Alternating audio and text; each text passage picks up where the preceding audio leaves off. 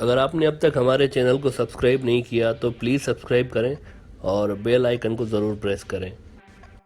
Broader view के पिछले episode में हम आपको बता चुके हैं कि शिवसेना और बीजेपी के झगड़े की वजह से इंडिया का एंटी बांग्लादेश और anti Pakistan journalist Arnab Goswami jail पहुंच गया है। और हमने आपको साथ ही ये भी बता दिया था कि महाराष्ट्र में शिवसेना की हुकूमत है और वहाँ से अर्नाब को कोई रिलीफ नहीं मिल सकता। अलबत्ता बीजेपी अपने इस अहम तरीन कारिंदे को सुप्रीम कोर्ट से छुड़वा लेगी जल्दी, क्योंकि वहाँ पर बीजेपी का असर है। और अब ऐसा ही हुआ है।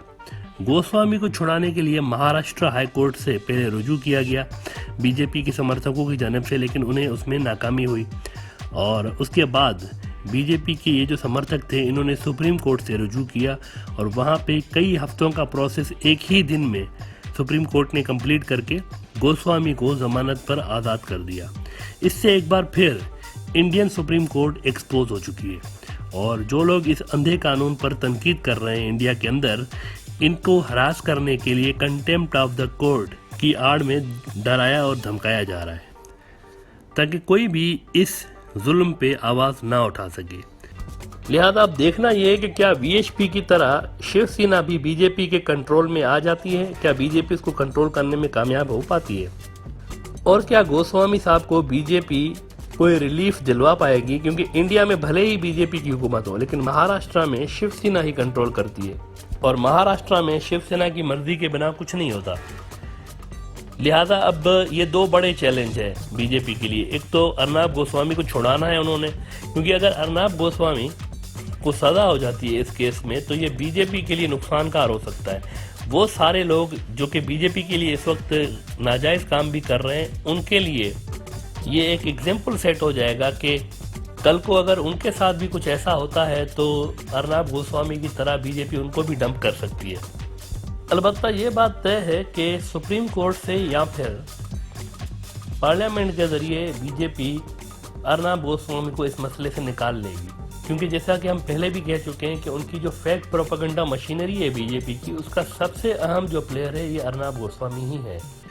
अर्नाब गोस्वामी ने जेल से बाहर आने के बाद बॉलीवुड के किसी मशहूर विलेन के स्टाइल में जो पहला डायलॉग मारा वो ये था कि you can not touch me. साथ ही गोस्वामी ने जेल से निकलते ही एक बार फिर महाराष्ट्र के सीएम उद्धव ठाकरे को चैलेंज करते हुए कहा है कि उद्धव ठाकरे, तुम मुझे और मेरे चैनल को टच भी नहीं कर सकते, तुम्हें हमने हरा दिया है। एक और दिलचस्प डायलॉग जो कि गोस्वामी ने इस मौके पर कहा वो ये था कि the game has just begun. Game तो अभी शुरू हुआ है, ये गोस्वामी साहब का डायलॉग था। यानी ये कि मैं अब और भी ज़्यादा ख़राब और नीच किस्म का जर्नलिज्म करूँगा इंडियन नेशनलिज्म की आड़ में। यहाँ पर यह भी याद रखें कि चीन का जो सरकारी अखबार है ग्लोबल टाइम्स, उसने भी अर्नाब गोस्वामी टाइप जर्नलिस्टों के लिए ये कहा था कि इंडियन मीडिया सच और झूठ मिलाकर बताती है अपने ऑडियंस में नेशनलिज्म की फीलिंग्स पैदा करने के लिए। और यही कुछ अर्नाब गोस्वामी का भी तरीका रहता है। इनका जो ख़ास टारगेट रहा है वो ट्रेडिशनली 3 टॉपिक्स रहे हैं, या तो ये पाकिस्तान पे शो करते हैं, या बांग्लादेश पे करते हैं, या फिर मुसलमानों पे करते हैं। इन 3 टॉपिक्स के अलावा कोई चौथा टॉपिक इनके शोज़ में होता नहीं है। और अपने प्लेटफॉर्म पे ये अपनी गंदी ज़बान का इस्तेमाल कुछ यूं करते हैं। And I have nothing against Bangladesh, nothing against Bangladesh. But I want to tell the people of Bangladesh, India is for Indians, our country is for us. The partition happened a long time back, we liberated you in 1971. India is not for Bangladeshis. We'll shut the gates, we are going to throw the Bangladeshis out, take them back. And then, to the few selfish Indian politicians who won the Bangladeshi Muslim vote by pretending to be their saviors, to them, because I know they will fight us, I want to tell them, trust me, we know how to fight you back. I placed the tweet tonight, Indians first before you, the viewer. And I request you tonight, raise your voice, because we will not in our lifetimes or the next, allow Rahul or Mamta to let Bangladeshis flood India. We will not let Bangladeshis flood India. Bangladeshis go back. India is for Indians. Indians first, not the hashtag, but a movement now across the country. If Bangladesh is today, will we say Pakistan is tomorrow? Debate number 2 at 10 o'clock tonight. Police, lawyers, civilians have all launched an unstoppable uprising against puppet Prime Minister Imran Khan and the army. And in no time, it seems Pakistan is on the verge of a breakup. Here's the latest. How much longer before Sindh disintegrates and breaks up from Pakistan? Is it true? Because I was talking to some people and they said that, I said, no, it can't happen. They said, no, it has happened. I said, what happened? They said that the Pakistani army is shooting the police in Sindh and the police is shooting at the Pakistani army. I said, no, it cannot happen. They said it happened. Then they said that the army is raiding the police chief and forcing him to arrest an opposition leader. I said, no, it can't happen. They said it's happened.